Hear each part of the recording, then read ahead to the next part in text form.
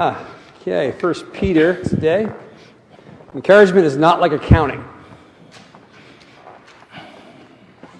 1 Peter chapter 1, verses 1 through 9. This letter is from Peter, an apostle of Jesus Christ. I am writing to God's chosen people who are living as foreigners in the provinces of Pontus, Galatia, Cappadocia, Asia, and Bithynia. God the Father knew you and chose you long ago. His Spirit has made you holy. As a result, you have obeyed him and have been cleansed by the blood of Jesus Christ. May God give you more and more grace and peace. All praise to God, the Father of our Lord Jesus Christ. It is by his great mercy that we have been born again, because God raised Jesus Christ from the dead. Now we live with great expectation, and we have a priceless inheritance, an inheritance that is kept in heaven for you, pure and undefiled, beyond the reach and change and decay. And through your faith, God is protecting you by his power until you receive this salvation, which is ready to be revealed on the last day for all to see. So be truly glad. There is wonderful joy ahead, even though you must endure many trials for a little while. These trials will show that your faith is genuine. It is being tested as fire tests and purifies gold, though your faith is far more precious than mere gold. So when your faith remains strong through many trials, it will bring you much praise and glory and honor on the day when Jesus Christ is revealed to the world. You love him even though you have never seen him. Though you do not see him now, you trust him, and you rejoice with a glorious, inexpressible joy. The reward for trusting him will be the salvation of your souls. Talking about encouragement today, of course, volunteers always need encouragement. We all need encouragement with everything we do. But encouragement is not like accounting. So one day in a workplace that I worked, I was working in a business setting before I was a minister. That was a different lifetime, I think. It seems like so long ago. But on the board one day, my boss was, our boss was not at all encouraging. He had many more negative things to say than he ever had positive things to say. And someone took it upon themselves to put up a sign on their bulletin boards that said, "Encouragement is not like accounting. It takes many credits to offset the debits." So if you know anything about accounting, if I remember back to my accounting days in college, which was a long time ago, debits always have to equal credits when you're doing your accounting thing. They got to balance out. And so with encouragement, though, there can't be that kind of balance between negatives and positives, criticisms and encouragements. Encouragement has to be way more than any sort of directive or negative or any kind of criticism involved. There has to be a lot more encouragement to kind of outweigh or overbalance any kind of negativity. And this is true in life. I mean, we all need to be corrected sometimes. We all need to be, challenged here and there, and maybe even criticized once in a while. That's just life. But if you're always criticized, and if that's not balanced off by larger amounts of positive encouragement, then it can get very, very oppressive. It really can.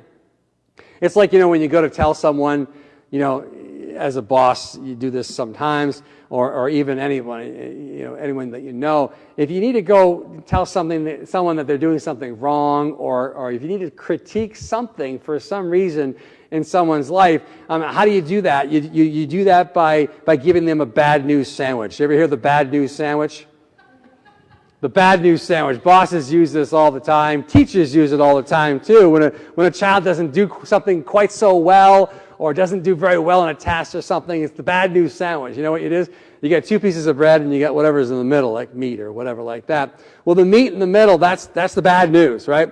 But you always want to layer it with a nice bit of good news on top and a bit of good news on the bottom, right? That's the sandwich. So you start off with the good news, then you get to the tough stuff in the middle, and then you always finish up again with the good news. So it just keeps it all kind of compacted in there. And you see what I'm talking about? Encouragement is outweighing whatever, critique or criticism has to come at that point. Well, giving encouraging words it can be a gift to be able to do that. And some people really do have that gift so well. And it could be a ministry all in and of itself, too, in the church, is to just be an encourager. Every congregation needs just people who are positive encouragers, and we have them here, and I'm so thankful for them. I was reading a story and preparing for the sermon today about a professor at the University of Southern California. His name was Sabith. He was a professor at UCal, Southern Cal, and 2 years ago, he became a student himself because he signed up for an online Arabic class. And now, I would never even endeavor to learn the language of Arabic, but he wanted to. It was part of his heritage, so he wanted to learn this language. But the class was a one-on-one learning experience conducted over Zoom, and we all know how difficult Zoom can be. Early on, the professor told his teacher that he had struggled in previous attempts to learn the language because it's difficult to learn it. And the teacher just calmly and encouragingly said, we're all students, my friend. Don't worry, I am here to teach you. You're a very hardworking student, and it's my pleasure to help you, he said. And that's just encouragement. That's what works. It felt strange for the professor to take on the role of this vulnerable student that he wasn't used to being in that role. He's used to being on the other side of it. But his teacher of Arabic, he eased his discomfort and complimented him for his efforts, even in the smallest of progress, even the littlest of progress. And that's such a good teacher, such a good encourager to be able to do that. And hearing praise from his teacher's lips made him surprisingly happy and confident, and that led him to consider the idea that maybe he, as a professor with his own students, maybe he had been too stingy in praising his own students, believing that, sometimes some of us believe that excessive praise makes students complacent and lazy. So we want to withhold that. I mean, a lot of parents can be that way. Or maybe you had parents that were that way. They just didn't think that they needed to praise and compliment children because they didn't want to spoil them or make them lazy, so they hardly gave you any praise and compliments. Then you wind up the opposite effect, like starve for them. So this professor here from Southern Cal, he wondered whether he might be more of an effective teacher if he learned to be more generous with sincere words of encouragement. So he changed his teaching approach, changed it. Every time I grade my own students or evaluate their work critically, as I must, he said, my Arabic teacher's example comes to mind, and I remember to pause and praise them publicly every so often, even as I offer constructive criticism. And he has realized that this new practice creates such a better learning environment. It's all about praise and encouragement. And we're wanting to give encouragement and praise to the volunteers out there today. And to give my own example or story of that, I want to tell you about my favorite volunteer of all time. I don't think I've ever told you about Lenny Sandox.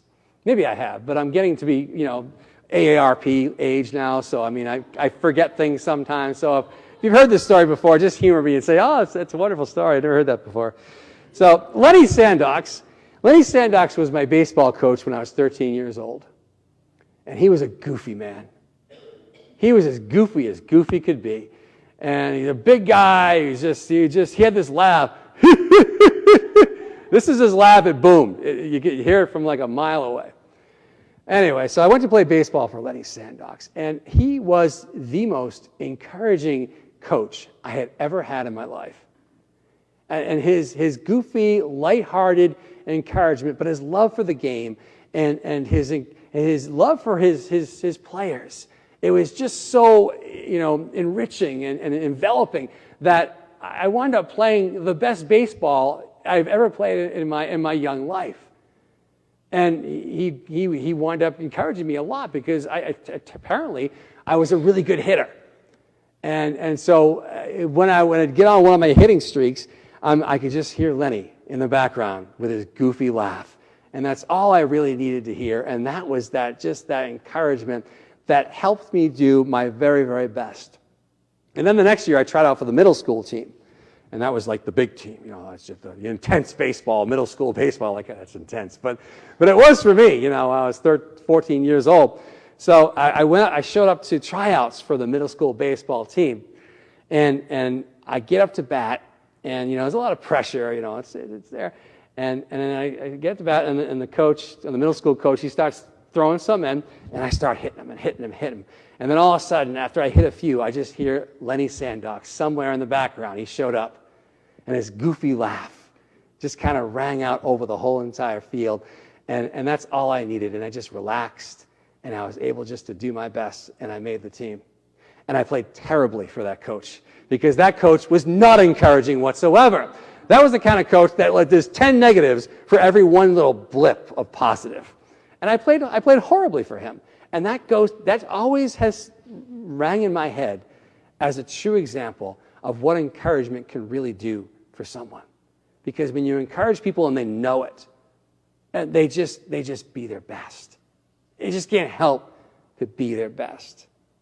And I think Peter knew this too, because when he was writing this text that we have today, we can see and we can feel Peter's encouragement in these words. Verse 2 of our text today, talking about the people he's writing to. God the Father knew you and chose you long ago. Just imagine Peter just beaming when he's writing this to these people that he knows and loves so much.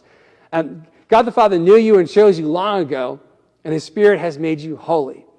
As a result, you have obeyed him and have been cleansed by the blood of Jesus Christ. May God give you more and more grace and peace. Can you feel that encouragement there? I mean, I want Peter to write me a letter like this. Kind of is through this letter, but it's so good. He knew these people that he was writing to. They were facing difficult times. They were facing some sort of persecution or hardships. They were facing some sort of suffering. We don't really know what it is or was, but they were facing something. It was challenging. And they were doing a great job. And Peter wanted to let them know it. And he was going to let them know it and let them know it. He wanted to give them a boost of confidence and a shot of oomph in the arm. You're doing wonderfully. Look at you go. Look at you serve God, even when it's hard. Look what God is doing through you. Look at you yielding to the Spirit. Look at God working through you. Look at all the things that God is doing. Verse 6, he says, so be truly glad. There is wonderful joy ahead.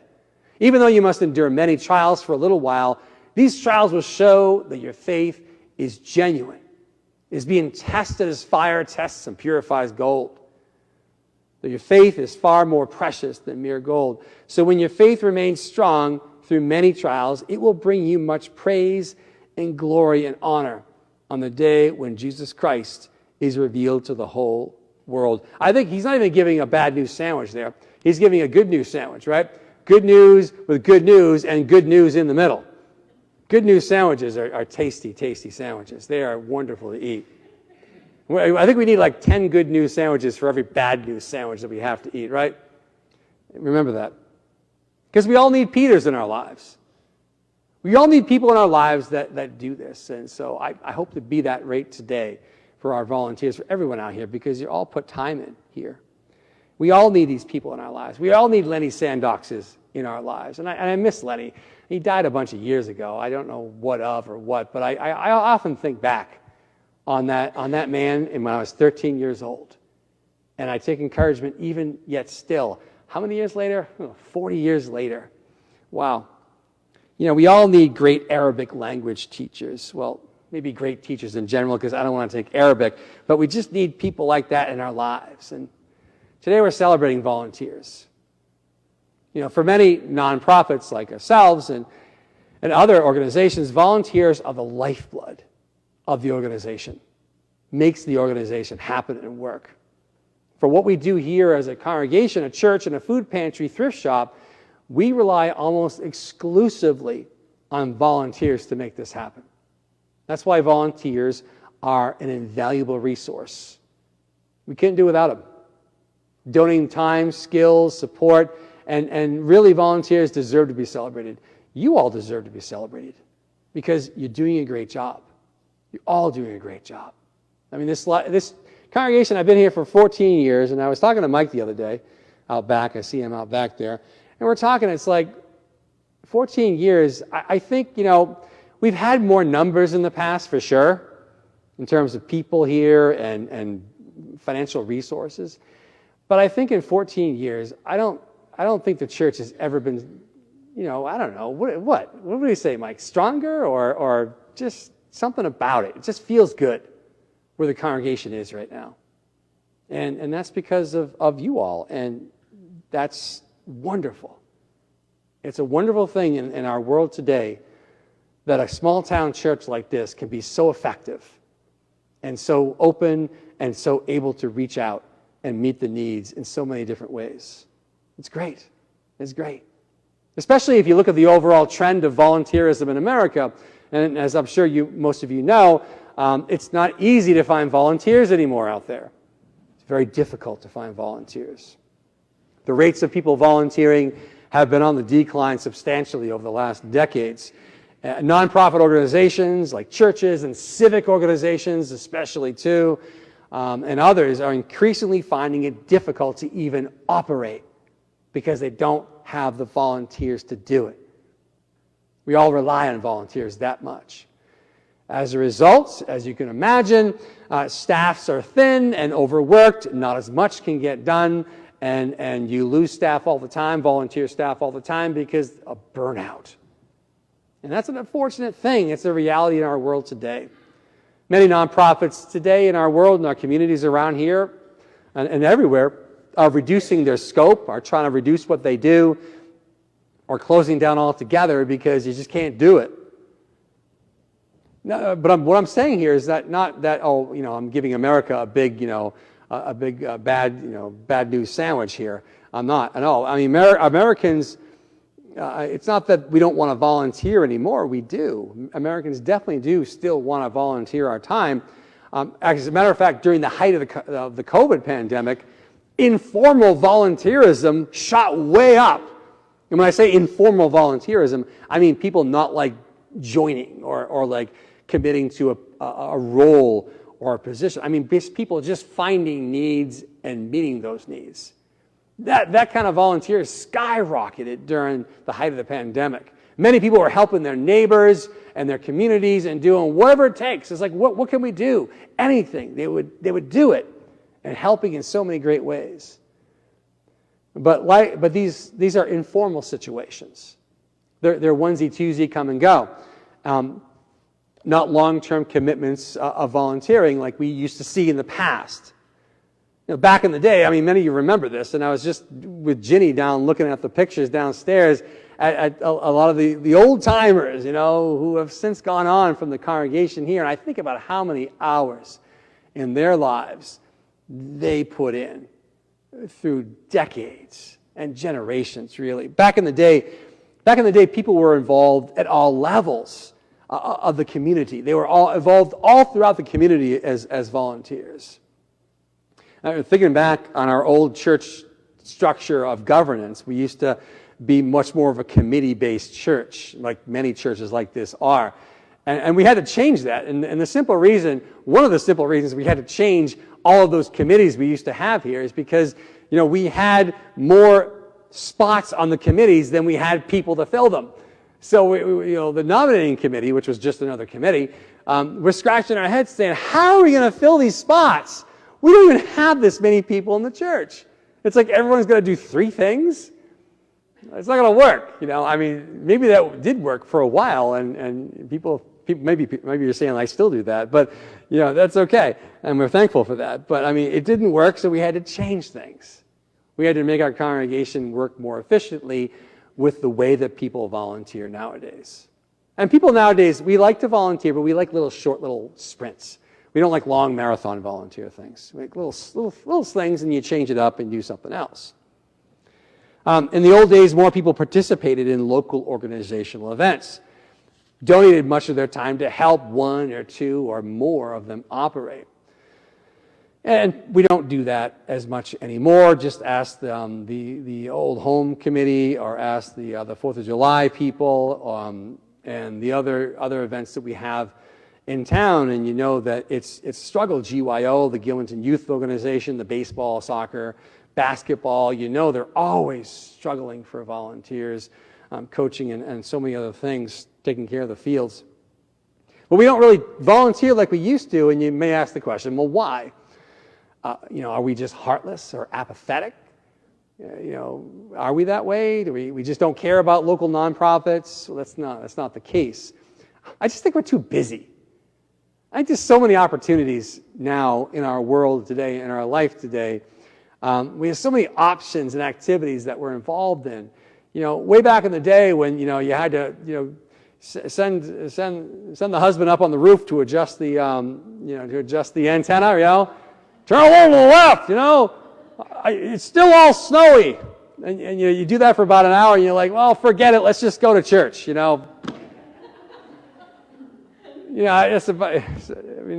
how many channels do you have nowadays? We don't have channels anymore. We have apps or Netflix or that to busy our time and to endlessly, attract us into things and endless things that we can do and endless amounts of places around here and ways to be involved and activities to be engaged in. And there's so many things that we're trying to do that people don't have the time anymore. And I just think about, my own experience when my kids were young, being involved with travel team sports, this whole travel team sports things that have come about in the last 10, 20 years, where not only you're playing the local sports team, but you got to play the travel team too and drive all of a creation up and down the East Coast to play baseball. I mean, we couldn't just play this in town like we used to do, like when we were kids with Lenny Sandocks.